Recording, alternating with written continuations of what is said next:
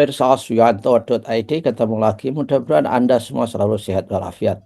Anda bertemu lagi dengan channel yang didesain, didedikasikan untuk belajar sepanjang hayat dengan cara berbagi pengetahuan dan pengalaman. Nah, kali ini apa yang akan kita bagikan, apa yang kita diskusikan? Kita akan memiliki menteri baru. Saya sudah dihadiri narasumber yang luar biasa, yaitu Mas Satriwan Salim. Beliau adalah koordinator nasional atau dengan kata lain Ketua Umum Perhimpunan Pendidikan dan Guru yang dikenal P2G. Dan tentu saja P2G itu adalah perhimpunan yang berkepentingan untuk mengadvokasi guru, membela pendidikan sehingga berjalan dengan baik. Mas Satriwan ini aktif, selalu menyuarakan kepentingan guru, membela guru, dan juga kolumnis di berbagai koran seperti koran-koran besar di Indonesia seperti Kompas, Media Indonesia, Jawa Pos, Republika, dan sebagainya. Just name it. Jadi banyak hal yang dilakukan untuk menyuarakan kepentingan guru dan pendidikan di negeri ini. Nah, saudara, kalau saja YouTube ini sampai ke gadget Anda, ini juga berkat guru, editor channel kita, yaitu Mas Teguh Heri Wiono, maaf terbalik, Mas Heri Teguh Wiono yang biasa dikenal di media sosialnya Mas Heri TV MPD. Beliau adalah guru di guru SMP Negeri 2 di Karanganyar, Kabupaten Ngawi. Nah, mari kita sapa narasumber kita. Assalamualaikum warahmatullahi wabarakatuh, Mas Satriwan. Waalaikumsalam warahmatullahi wabarakatuh. Siap, Prof. Bagaimana kabar? Alhamdulillah baik. Saya selalu mengikuti gagasan sampean, tapi secara kontak langsung melalui Zoom, media komunikasi baru sekarang. Betul, Prof. Nah, ya gini Mas, ini kan Pak Prabowo sudah melantik menteri-menteri termasuk Menteri Pendidikan. Ini apa yang bisa kita sarankan, Mas, supaya pendidikan ini jauh lebih baik dengan berkaca pada praktek-praktek pendidikan 10 tahun terakhir misalkan saja. Tentu saja ini adalah uh, niatan kita untuk memberi masukan dan memberi inspirasi pada guru dan warga-warga pendidikan kita. Dan saya juga mengikuti tulisan sampean di Kompas 2 hari lalu, saya kira ya, bahwa kebijakan-kebijakan pendidikan itu perlu mendapatkan approval dari publik, paling tidak dibicarakan, tidak diam-diam kemudian tiba-tiba memutuskan sesuatu. Gimana Mas? Mari Mas. Ya, makasih, Prof. Ini sebuah kehormatan juga bagi saya sebagai koordinator nasional P2G. Baru apa namanya secara virtual ya kita baru sekarang, tapi kami tahu nama Prof itu sudah lama banget ya. Nah, ini termasuk guru kita ini. Ini menarik, Prof. Apa namanya? Kalau berbicara ganti menteri kan biasanya ada anekdot ganti kebijakan gitu ya, bahkan lebih spesifik ganti kurikulum. Nah, saya sih melihat gini, Prof. Kalau isu yang prioritas gitu ya dalam pergantian kepemimpinan itu pasti minimal empat isu utama lah. Pertama dalam konteks pendidikan dan guru ini, pertama adalah isu kualitas gitu ya. Nah, ini kan masih menjadi masalah ya. Berbicara kualitas pendidikan, suka tidak suka kan rujukannya banyak. Kalau rujukannya kepisah kan memang kita makin jeblok ya ternyata di era Mas Iya, Nadiem ya. iya betul. Misalnya literasi itu Prof ya, setahu saya kan kita ikut PISA itu tahun 2000 ya. Hmm. Nah, seingat saya skor PISA kita untuk literasi tahun 2000 gitu ya pas milenium awal itu adalah 371. Aha, oke. Nah, kemudian apa namanya ada kenaikan sebenarnya signifikan di 10 tahun eranya Pak SBY. Nah, di tahun 2018 karena PISA ini kan 3 tahun sekali ya, Prof. Ya. 2018 skornya kembali 371. Mhm. Dan lebih parah lagi 2022 kemarin Mhm. skornya makin nyungsep 359. Iya, Nah, iya. nah, jadi Ini tentu menjadi PR ya. Begitu juga di matematik ya, numerasi sama sains gitu. Nah, Hmm. jadi saya pikir ini bisa menjadi penanda bahwa kita sedang tidak baik-baik saja. Jadi isu pertama adalah isu isu kualitas, isu mutu ya. Kalau kata orang-orang penjaminan mutu itu kalau nggak mutu ya mati kan begitu. Iya, betul.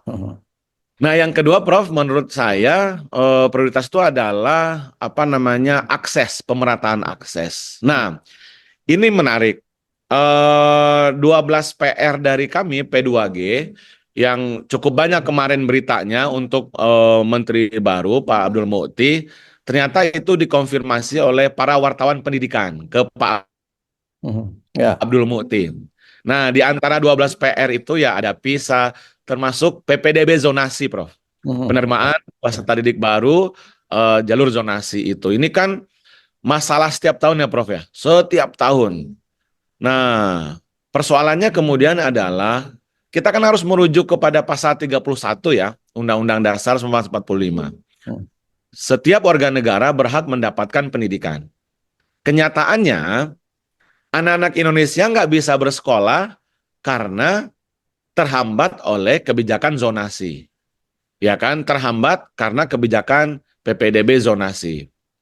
Nah, ini kemarin dikonfirmasi ke Pak Abdul Mukti oleh wartawan, saya mengikuti itu, makanya pernyataan-pernyataan beliau ini sebenarnya mengkonfirmasi PR dari P2G gitu ya. Oh ya, kita akan mengkaji ulang, kata Prof. Abdul Mukti ya, selepas sertijab di Kemdikbud. Nah, kami sudah menyuarakan cukup lama itu, sejak tahun 2022-2023 ya ke Pak Jokowi dan ke Mas Nadiem. Tapi nampaknya oleh Nadiem, PPDB ini nggak menjadi persoalan yang penting ya untuk diprioritaskan. Ya. Ya, karena ramenya kan waktu 2 tahun 3 tahun ini kan Pak Nadiem fokus ke kurikulum Merdeka, Prof. Nah, balik yang tadi, ini memang wajib dikaji ulang, Prof. P2G sudah lama ya mengadvokasi isu PPDB ini. Pertama, kan kita sudah tahu lah, Prof, lah, bahwa persoalannya tidak meratanya sebaran sekolah kan. Benar nggak, Prof, di Ya. Indonesia. Nah, tetapi ada dua tipologi persoalan PPDB yang itu krusial ya, yang saling kontradiktif lah. Tipologi pertama, Jakarta, Surabaya seperti itu. Ini kekurangan sekolah negeri, ya kan, sebarannya juga tidak merata gitu. Sehingga anak-anak Indonesia yang berminat ke sekolah negeri terhambat, terpaksalah dia ke swasta. Kan masalahnya begitu. Ya. Apalagi ada stigma, bukan stigma ya, persepsi ke sekolah yang dianggap favorit, unggulan dan seterusnya. Sehingga terkonsentrasilah orang tua di sana, sekolahnya pengen sekolah di sana, dan apapun dilakukan sampai manipulasi kakak, sampai migrasi kakak gitu ya, pungli dan seterusnya. Sedangkan di daerah sebaliknya, Prof, yang masalah sebaliknya, tipologi yang lain lagi, misalnya di Gunung Kidul, di tempatnya Prof, di Jogja lah kira-kira, di kabupaten-kabupaten Jawa Tengah, Jawa Timur, di Pangkal Pinang, mereka justru kekurangan murid. Ya. Karena satu, jarak antara rumah murid dengan sekolah itu jauh, aksesnya susah. Tidak Nah, jadi direview zonasi. Ya. jadi tujuan Pak Muhajir yang pertama mendekatkan rumah murid ke sekolah itu gagal. Karena di Gunung Kidul, di Kulon Progo, di Pasuruan, Bondowoso, Pangkal Pinang dan seterusnya, itu jarak antara rumah siswa dengan sekolahnya jauh, aksesnya susah, transportasinya tidak memadai, jalannya tidak mendukung, sehingga orang tua memilih, adalah sekolahkan saja di sekolah swasta dekat rumah yang berbiaya. Ya. Nah, itu kan sampai sekarang masalahnya masih kayak gitu, Prof. Sejak PPDB pertama, 2017 sampai 2024. Nah, itu yang kedua. Isu yang ketiga adalah saya pikir yang penting juga tata kelola. Di antaranya guru. Tata kelola guru ini juga legacy Mas Nadiem. Janjinya sih dulu bagus ya, Prof ya. Kami sangat senang mengangkat 1 juta guru honorer menjadi P3K. Ya kan? Ya. Nah, sayangnya P3K ini dijadikan solusi satu-satunya oleh pemerintahannya Pak Jokowi. Kalau di zaman Pak SBY dulu ya, Prof juga mengikuti 1 juta guru honorer diangkat jadi PNS. Ya. PNS loh. Lah ini P3K kontrak, Prof. Anggota kami itu cukup banyak yang P3K. Ada yang dikontrak setahun, ada yang 2 tahun, ada yang 3 tahun, ada yang 5 tahun. Jadi ini kan memunculkan kecemburuan ya, Ya. antar guru gitu ya, konflik horizontal gitu. Jadi Ya. dan bahkan kami menemukan, Prof, laporan P2G di Banten itu sama Lampung, itu di Kabupaten Serang mereka guru P3K yang notabene aparatur sipil negara ya, itu nggak digaji sampai 6 bulan, Bro. 6 bulan. Nah, di Bandar Lampung itu 9 bulan, Prof, nggak digaji. Ini ASN loh. Nah, jadi memang tata kelolanya masih apa ya, masih acak-acakan gitu ya kami melihatnya gitu. Ini baru berbicara apa rekrutmen ya, belum berbicara kesejahteraan, kompetensi, belum berbicara distribusi. Mungkin nanti kita bisa elaborasi. Terakhir, isu yang keempat bagi kami relevansi. Relevansi ini misalnya ya, Mas Nadiem kan sangat memprioritaskan bahkan menjadi program unggulan yaitu SMKPK ya, SMK Pusat Keunggulan. Nah bahkan kita tahu SMK itu ada dirjen sendiri ya Prof ya, Ya. sendiri sekarang gitu. Tapi menurut BPS penyumbang pengangguran terbesar itu di Indonesia justru di usia produktif ya, justru adalah tamatan SMK. Nah, jadi ini kan apa namanya paradoksal ya dengan apa program-programnya Nadiem Makarim selama ini gitu. Ya. Kenapa SMK itu menjadi penyumbang pengangguran terbesar? Nah, berarti kan ada isu-isu yang fundamental gitu ya, yang memang belum beres. Ya. Ya, Ya. kalau kata Pak Wardiman dulu apa link and match gitu kan. Nah, Ya. jadi dunia industri, dunia usaha tidak menerima lulusan SMK. Nah, kalau kita lihat anatomi persoalan SMK, ini juga persoalan yang kami melihat ya 10 terakhir belum dituntaskan gitu. Satu adalah SMK itu Prof kekurangan guru mata pelajaran produktif. Ya. Yang banyak itu justru mata pelajaran normatif, adaptif sehingga misalnya nih ya, ini SMK-nya jurusannya desain grafis gitu. Yang mengajar mata kuliah apa mata pelajaran desain grafis bukan guru produktif, melainkan guru Pancasila ya, guru PPKN, guru agama gitu ya, guru olahraga gitu. Nah, yang kedua adalah memang SMK ini pendiriannya sekarang seperti jamur apa di musim hujan ya, cendawan di musim hujan gitu. Gampang banget kayaknya, Prof. Betul sekali. Saya melihat di daerah saya aja di Bogor gitu ya, di sekitar saya banyak sekali SMK yang mungkin nggak akan, bagi saya itu nggak memenuhi 8 standar nasional pendidikan lah.